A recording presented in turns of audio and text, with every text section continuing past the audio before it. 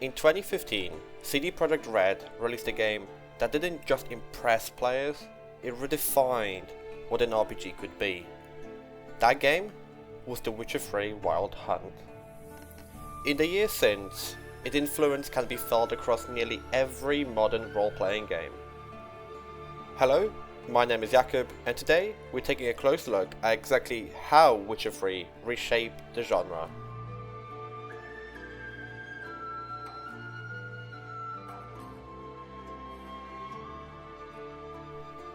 To understand Witcher 3's impact, we first have to look at the state of RPGs before it launched.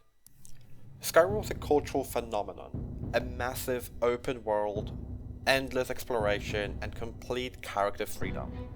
But for all its size, Skyrim often struggled with depth. A lot of side quests felt like errands. Slay a few bandits, grab a lost heirloom, repeat. Your choices rarely had a long-term impact. You can simultaneously become the Archmage of the College of Winterhold, the Guildmaster of Thieves Guild, the Listener of the Dark Brotherhood, and more. By all accounts, you should be the most important person in Skyrim, but the world barely notices. NPCs treat you the same, no matter how many titles you hold. Even the main story was easy to lose track of. With so many distractions and so little urgency, many players weren't even sure what the main quest was supposed to be. That's not to say Skyrim isn't a great game. It is. I spent countless hours exploring its world and enjoying every moment. But at no point did I ever feel like I truly belonged there. I was in Skyrim, but never really part of it. On the other side of the RPG spectrum was BioWare's Mass Effect, rich in character-driven storytelling and emotional choices. Characters like Garrus and Liara actually felt like friends. Not just party members, but people you cared about.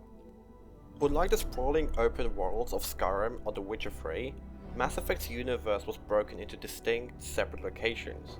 You traveled between planets, space stations and mission areas through loading screens and menus. Each environment was beautifully crafted but isolated, a series of hubs and levels connected by cinematic transitions, rather than a seamless world you could freely explore. This design focused on the story and character interaction, but it came at the expense of immersion and a sense of living, breathing space. So while the Normandy and the Citadel felt like home bases bursting with life, venturing out meant stepping into self-contained zones, perfect for narrative, but limiting when it came to organic exploration. Mass Effect's dialogue tree was one of its defining features. Conversations weren't just about choosing the right response, they were about shaping your version of Commander Shepard. Every line of dialogue could affect how your squad mates saw you, how missions played out, or even who lived and died. The wheel itself was a sleek and intuitive, options grouped by tone, polite and diplomatic at the top, aggressive and ruthless at the bottom. You always knew what kind of Shepard you were becoming, Paragon or Renegade, and the game often rewarded consistency over ambiguity. It was groundbreaking at the time, but in hindsight, it came with a cost. Clarity over complexity.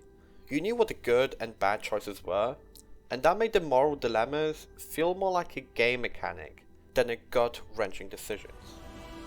Both games were hugely influential, but both had major trade-offs.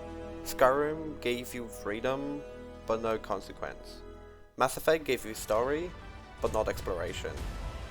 Then came The Witcher 3. Witcher 3 found a sweet spot, rich storytelling and meaningful open world design. Witcher 3's world wasn't just big, it was dense with handcrafted detail. Villages had personalities, locals reacted to events, weather changed the tone of the exploration.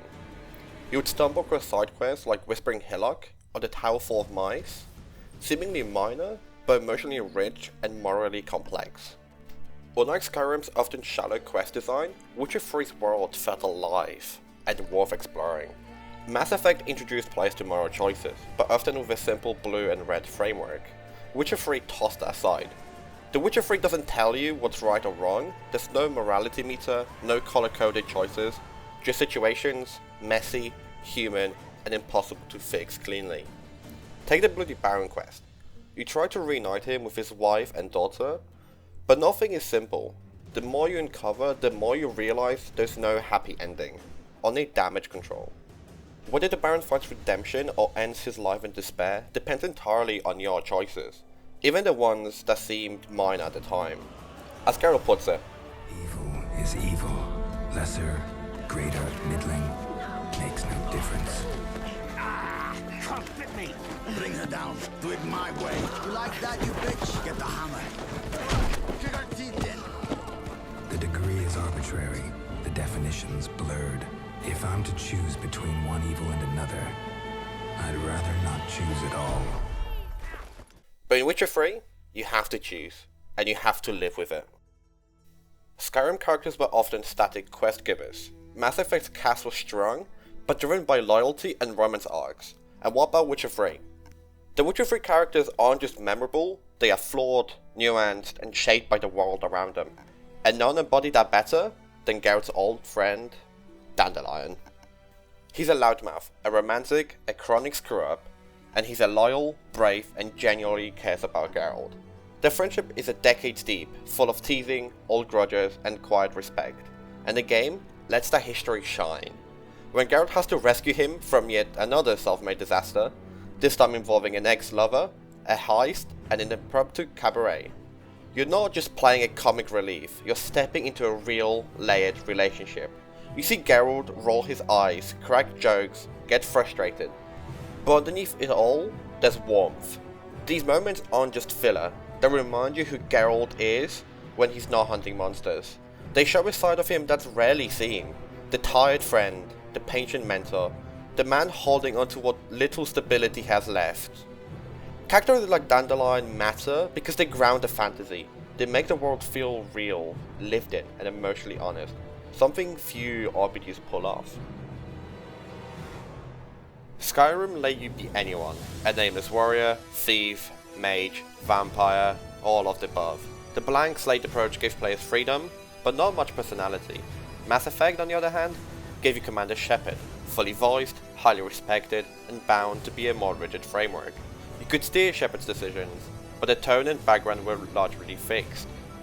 Then came The Witcher 3 with Geralt of Rivia, a defined character with a rich backstory, established relationships, and a moral code.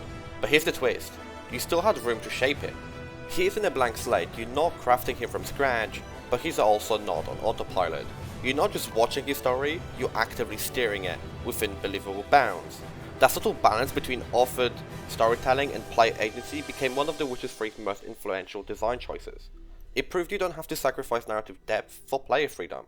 You can have both, if the character's written well enough, and in Geralt's case, he was. After Witcher 3, expectations of RPGs changed, and you can see its influence most clearly in Baldur's Gate 3. Nearly a decade later, Baldur's Gate 3 became the next evolution of the modern RPG, and you can feel Witcher 3's fingerprints all over it. Every side quest has a narrative weight, choices affect companions, relationships, and even entire factions. Characters like Shadowheart or Astarion are complex and unpredictable, just like the Bloody Baron or Dandelion. Baldur's Gate 3 takes Witcher 3's idea of consequence and turns it up to 11, sometimes letting a simple dialogue choice completely change the story.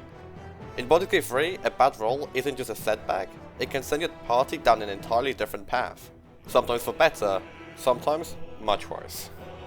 Witcher 3 raised the bar for dialogue and cinematic storytelling in RPGs. Baldur's Gate 3 built on that with voice-acted dialogue for every line, cinematic angles, and emotionally driven scenes. Compare Witcher 3 scene, like Geralt's confrontation with the Baron, to something like Gustarian's confession in Baldur's Gate 3. Both are intimate, morally messy, and unforgettable. Witcher 3 encouraged exploration by rewarding curiosity, not just with loot, but with story. Baldur's Gate 3 does the same. There are no go here and kill 10 goblin quests. You discover secrets, ethical dilemmas, and entire side arcs just by straying from the main path. Witcher 3 taught us that good writing doesn't offer obvious choices, it offers hard ones. In Baldur's Gate 3, siding with the devil, killing a goblin child, betraying your party, these aren't evil actions, they are messy, personal, and often logical in context.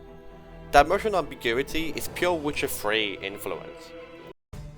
In the end, Witcher 3 didn't just impress us, it changed us.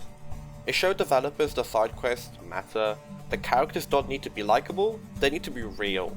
The world shouldn't be big, they should be meaningful. And most of all, it proved that storytelling in games isn't a feature, it's the foundation. Skyrim and Mass Effect helped define the modern RPG, but after The Witcher 3, the bar was raised, and you can see its influence everywhere, especially in games that came after. Whether you're trying to romance a vampire in Baldur's Gate 3, or wrestling with moral ambiguity new in RPGs, Witcher 3's DNA is there, in the writing, in the choices, in the worlds that remember what you did. 10 years later, we're still chasing that feeling, galloping through Velen as sun sets, uncertain what tomorrow will bring, but knowing our choices will matter, and maybe stopping for just one more game of Gwent. What RPG do you think best carries The Witcher 3's torch? Drop a comment below, and don't forget to like and subscribe for deep dives into game design. Thank you for watching.